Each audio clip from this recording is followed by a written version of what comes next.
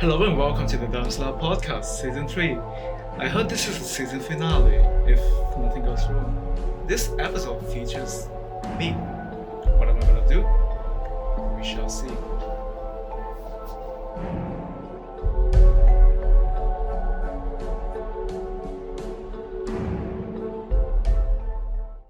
Good morning. This is another episode of the TheDammSlap podcast, and joining with me today is our favorite guest, David Anusio, everybody. Oh, this is not how it's supposed to go, but hello and welcome to the TheDammSlap podcast.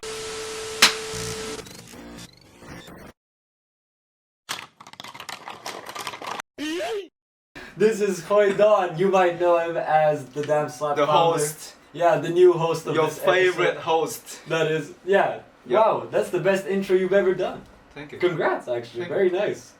Threw me off. I was like, what? That's Pleasure. my line. If you don't know, this is Khoi Doan, executive producer and creative juice of the TheDammSlap. First of all, thank you for coming, as always, and thank you for having been a part for one of the longest journeys Yeah, I'm always of our here. lives. I'm always So- here. You're welcome. Yes. Yeah. But I'm doing fine, thank you. How are you? yes, exactly. Yes. I'm doing great. Yeah, good for you. Yeah, so I'm originally from Hanoi, Vietnam, born and raised for 18 long years. I went to public schools. I've never had like the private experience. I've never had the actual international environments in my surroundings in Vietnam.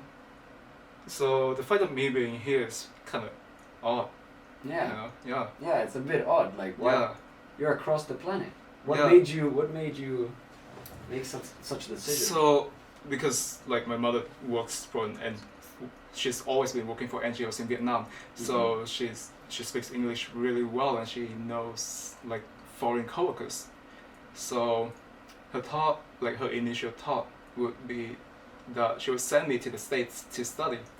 Oh, to the States. Yeah, but then we found out the States are so expensive. Yeah. And at the time, my friend in Vietnam, like,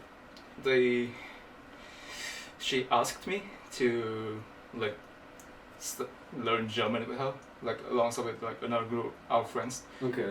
So I decided to learn German, and that's how I decided that I want to go at least to Europe to study. So I actually planned to go to Germany when I turned 19.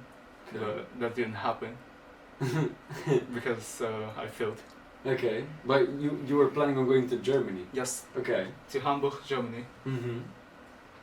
Multimedia. Multimedia.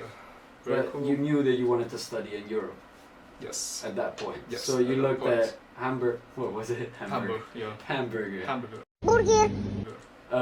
And you thought, okay, I'm gonna study there. I mean, I did my fair share of research, and I kind of liked the school in Hamburg. Like the name was very straightforward, like Hamburg School of Media, Yeah, or but I something mean, like that. So what made you make the decision for moving across the planet? Because it is a big choice to make, and it does change your entire life. yeah. So as I said, I lived in Vietnam for 18 years, too long. Mm-hmm. So, like, I just found out that I'm not like someone who would love to settle at a place for a very long time. So, like at that point, like I knew 2 languages besides from Vietnamese, like English and German. So I had like a fair chance of like actually studying abroad. And besides, like I was living in Asia, so I don't want to like go to Asia to study. Okay. So going across the world is a good choice. Okay. So, Yeah. so you left Vietnam when you were 18 or 19 or Yeah, 19. 19, Yeah. and you went Like to Germany. 18. Okay, so at 18 you left and you went to Germany. Nope, I failed. I never went to Germany. But to you study. never went to Germany at all. for studying. But you were there. Yeah, I was there. Ah, Yeah. and what was your path afterwards? So after finding out that I failed the German university, I was so fucking panicked. Across the planet. Yeah, so I was like, okay, school in Europe, Yeah. media study, alright. Thomas More University of Applied Sciences in Mechelen, Belgium. Oh, wait, so you went to Belgium? Belgium, afterwards. yes. Okay. Not the show? Not the show. Not a fan? No. Okay. 10 out of 10, not recommended. Okay. What was the main reason for Um, dislike? There are two reasons. One reason that I would say, that I would tell to my friends is that the quality of the score wasn't very good at the time. Okay. Like, for example, my video teacher, who I wouldn't name because Yeah. I don't even remember his name. But, yeah, That so speaks volumes. yeah, so he, like, when he was teaching us how to shoot videos or like how to edit videos, sometimes he cannot speak English, Okay. even at the simplest phrases and simplest explanations. So he would speak in Dutch, and the Belgian students would actually translate everything to us. Oh damn. Yeah. For film? Yeah. Like, but Yeah. that's really complex to explain to someone verbally. So I mean, already the language barrier makes it a billion times harder. Yeah. And the other reason is that I thought that I would like be able to make it in a strange country, like without any Asian fellows Mm-hmm. or like without knowing any Vietnamese. But apparently I was such a dumbass. Why? I couldn't survive. You couldn't survive. Yeah, I was too homesick. I couldn't really find anyone who I could like culturally connect with. Yeah. So Yeah. everyone's so different. Yeah, everyone is so different. I had a legit culture shock for like 3 months. Mm. Like I would just stay home, wake up every morning, skip my class, just go back to sleep, wake up again, thinking why am I here? You know. Yeah, exactly. Like, but what kept you going? Would you say? Actually, like when I was in Belgium, Mhm. like during the worst time, I asked my mother to move me back to Vietnam, like to Ho Chi Minh City. She said no. She said no. No. That's No, dope. yeah, she told me that you have to stay in Europe for another year, like go to another country, and see whether if you like it or not. If you don't, then you're more than welcome to go back to Vietnam. But at that time, at this point, you're not allowed to go back to Vietnam, because you've only been there for a few months. You don't know You don't know. That's everything. true. She's right. Yeah. She's right. Damn. Now think about it. Yeah. Yeah, she was. Yeah. Con cảm ơn mẹ. Thank you on our behalf as the TDS.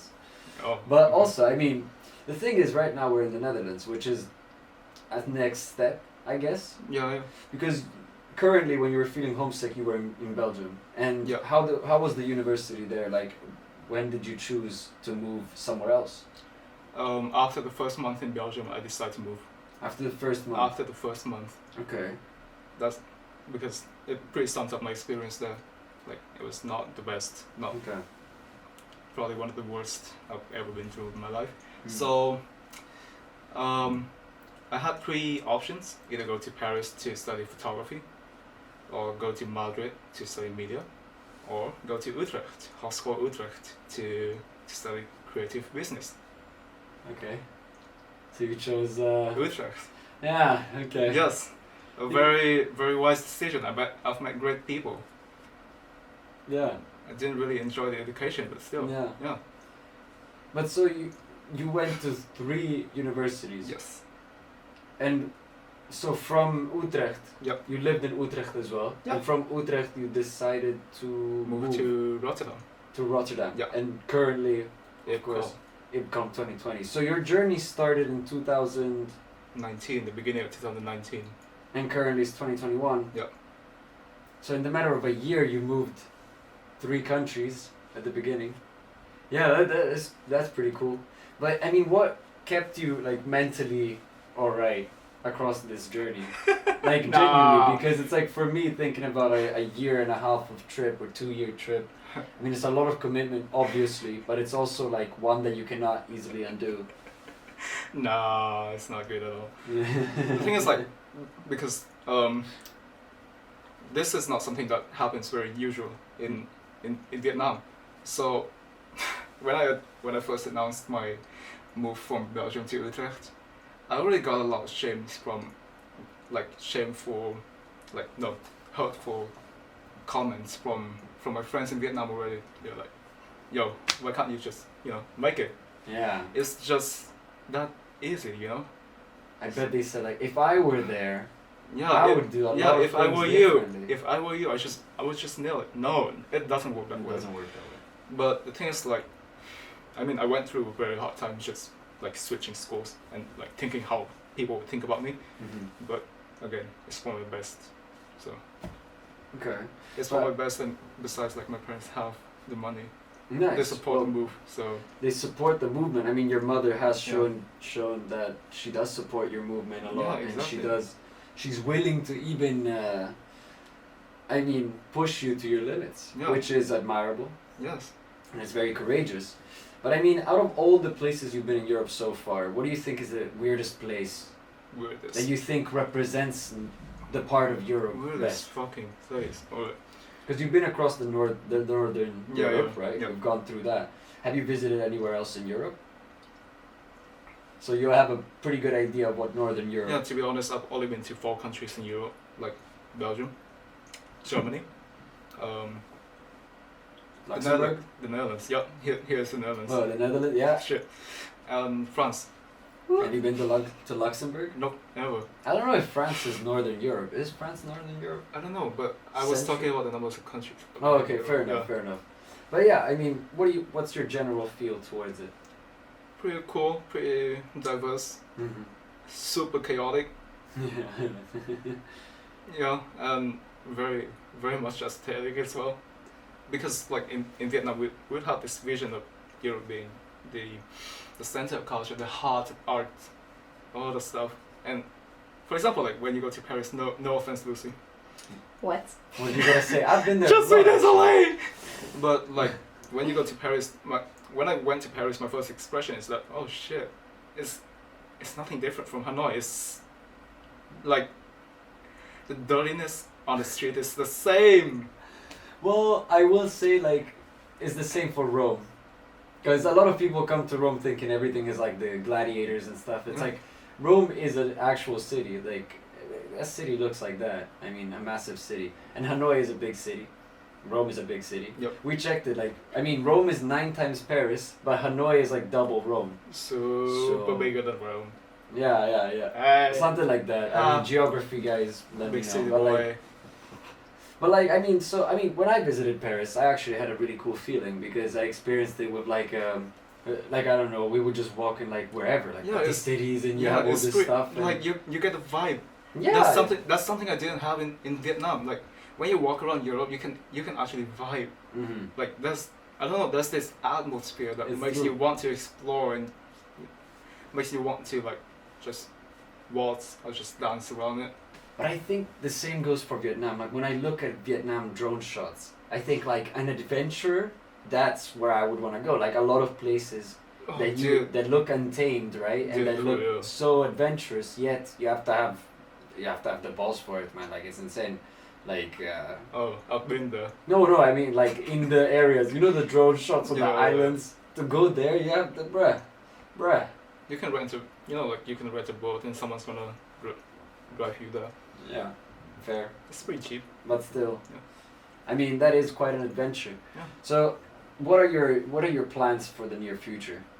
Like let's say after university. Jesus. So, if the TheDammSlap manages to become successful and manages to actually sponsor my visa, Yes. then I might be here.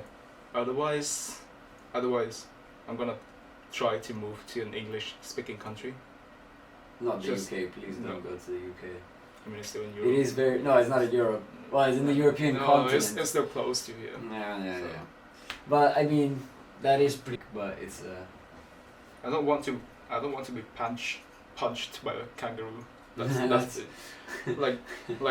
My close friend is studying there, and every day during her first days in Australia, I would ask like, hey, have you got punched by a kangaroo yet? yeah, obvious. I mean, you know that is a misconception about Australia. Like a lot of people would actually disagree. They say that Australia looks like any other place, but if you drive to the center of Australia or like anywhere near the center, Alright. completely like Is it desert, like empty. No, that's sad. Because it makes sense. But like the coast, Yeah, true. amazing. Like it's just a normal city, Yeah. but there are no kangaroos. Yeah, I think So like, if you want to see the kangaroo, it's like a 4 hours drive. So be ready for that. they're corona They are corona free yeah, as well. like every day I would see stories, Instagram stories from my friend going clubbing. God damn. Going clubbing. Going That's true, but like clubbing. Australians manage to do it very well, I have Yeah. to say. But I like, mean, it's because they're on an island that's like not very nobody. close to anywhere else besides from New Zealand. Yeah, you can manage to secure an island. It's like Yeah. a fortress. Just Yeah, kind of Fortress of Solitude. fortress of solitude. Yeah, Superman is there. Nice. Yeah. So, should we get right into the? Like I said, What? like the that one's gonna come in like 10 minutes. But I would like you to tell me the fanciest stories about your tarot experience. And first of all, why did you get into tarot? So, yep, good question. I started with tarot in 2019 when I was in Belgium because I was so bored and I was so hopeless. I didn't know what to do, and I had nothing to believe in. And like my best friend at the time was a super good tarot reader. So Okay. So I was thinking, okay, so now I can't really bother my friend like 24/7. And I'm bored. What should I do? I hopped on Amazon. I buy Amazon Prime, and I ordered my first tarot deck ever. That's pretty impressive. Yeah. But Yeah. I mean, so you ordered them on Amazon, you get it. Can I even ask that? But like, what's the first question you wanted solved? Do you remember? What does the card think of me? Wow, Yeah, that's not what I what expected do the at all. cards think of me? No, That's it's, poetic. oh no, it's because I read the instruction on YouTube. Oh. Yeah. Yeah, Come I'm on, just come ignorant. on, I'm not. yeah. So, okay, well, I didn't do that with my shitty AliExpress deck, but Because I don't was think, there. yeah, but also I don't think the cards can have any respect on me if I don't respect the The cards. thing is like, wait. It's a so mutual way. so It's normally always for your free. first tarot deck, so like for your new decks, Mhm. you would have to interview it. Oh. So like you would ask it like, who are you, and like how can you benefit me, and how are we gonna help each other along the way. Wow. Yeah, but I didn't start with that. I was like, yo, what do you think of me? What do you think, Obi? Yeah. Tell me right now. Be Yeah. honest. Tell. No cap. Yeah. Ay. Wait. I didn't do that, but also I think if you live with anyone in the same house, you might sound a bit schizophrenic. Yeah. Who are you? What do you do? What do you want from me? Do you wanna get money together? Yeah, dude. You know, like, That's a bit you know, rough. like when I shuffle my decks, I would actually say the question out loud. Okay. So imagine if any of my roommates walk by my door. Yeah, that's They what I were- mean. Like there must have been an instant where they were like, Yeah. he's not on a phone call, but like he is talking to Yeah, someone. he's just repeating Summoning some the dumbass devil. questions. Yeah, you're summoning Yeah. the devil. God damn. That's what it sounds like. I mean, yeah, but with all the Yeah. tarot stuff, what was the main? Well, I mean, did you do it for other people? Yes, I did. So you initially got it for yourself, but then Yes. you started doing it to others. Yes, because when I first got my deck, I actually bragged about it to my friend, Yeah. and she was like, "Oh no! Oh really? You have a tarot deck? Oh my god!" I never knew that was a. that was actually her reaction. So Yeah. yeah. So it's like a pickup line. Hey yo, I have a tarot deck. Oh You my never thought god! about Can that you do one. a question for me? Ah, and so you did. And so I did. Okay. And that's how I started my business. So you actually started a business out of it. Yeah. But how? So you just got people to ask you questions, did their reading? Yeah, I just wanted to lay low, but my friend did such a good job in PR. Ah. Such a good job. So like a small community in a small city in the Netherlands actually came to me Oh. and yeah, And yeah. And you, paid me for it.